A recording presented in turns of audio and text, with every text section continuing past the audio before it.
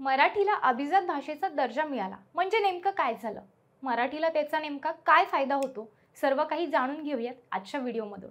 नमस्कार, मी शिवानी आणि तुम्हा सर्वांचं एक नंबर यूट्यूब चॅनलवरती स्वागत आहे। केंद्र सरकारकडून मराठी भाषेला अभिजात भाषेचा दर्जा देण्यात आला आहे। मराठीसह बंगाली, आसामी, प्राकृत, पाली या 5 भाषांना अभिजात भाषेचा दर्जा देण्यात आला आहे। अनेक वर्षांपासून मराठी साहित्यिक, भाषा अभ्यासक आदींनी ही मागणी लावून धरली होती।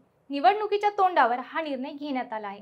अखेर या सर्वांचे स्वप्न आज पूर्ण झाले। लीळाचरित्र, ज्ञानेश्वरी, विवेक सिंधू अशा अनेक ग्रंथांचा आधार घेत मराठी भाषा ही अभिजातच आहे हे सिद्ध करण्यासाठी प्रयत्न केले गेले। या कामात अनेक थोरा मोठ्यांचे, अभ्यासकांचे हातभार लागले आहेत।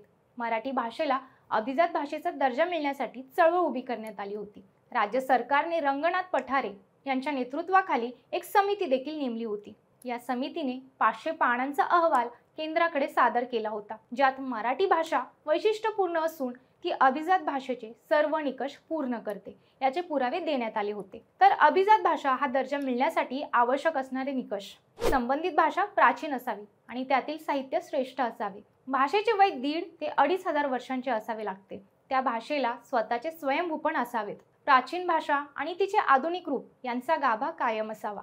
आणि याचे फायदे असे की मराठी भाषेला अभिजात भाषेचा दर्जा मिळाल्यामुळे आता मराठीच्या बोलींचा अभ्यास करण्यास प्रोत्साहन मिळेल।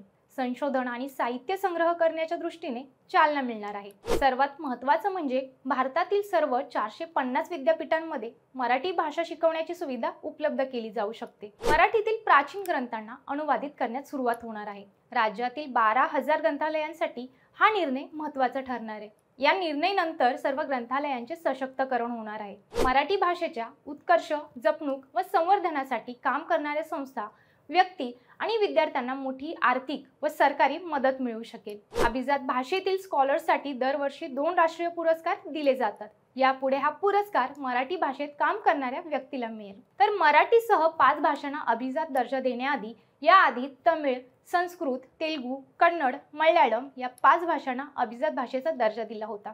केंद्राच्या आजच्या निर्णयामुळे मराठी भाषेच्या सर्वांगीण विकासासाठी राज्य सरकारसह केंद्र सरकारकडूनही भरीव अनुदान मिळेल हीच अपेक्षा आहे। तर अशाच एक नंबर माहितीसाठी आपल्या एक नंबर यूट्यूब चॅनेलला सबस्क्राइब करायला विसरू नका। धन्यवाद।